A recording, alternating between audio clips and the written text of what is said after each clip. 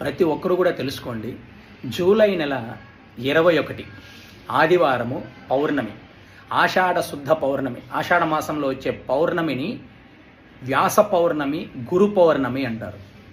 ఆ రోజు చాలా అంటే చాలా విశేషమైనటువంటి రోజు. ఎందుకు అని అంటే, వ్యాస భగవానుడు శ్రీ మహావిష్ణువే వ్యాసుడు రూపంలో అవతరించాడు భూలోకంలో అని చెప్పి మన శాస్త్రాలు పురాణాలు తెలియజేస్తున్నాయి.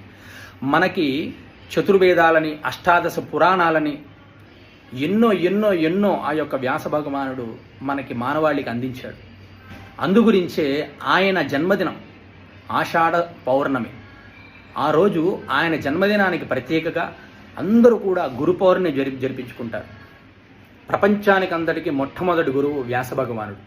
మనకి చతుర్వేదాలు, అష్టాదశ పురాణాలు, ఇలా వేదాంగాలు అన్నీ కూడా అందజేశాడు ఆయన. ఆయన జ్ఞాపకార్థంగా ఆయనను గుర్తు చేసుకొని ఆయనను ప్రార్థన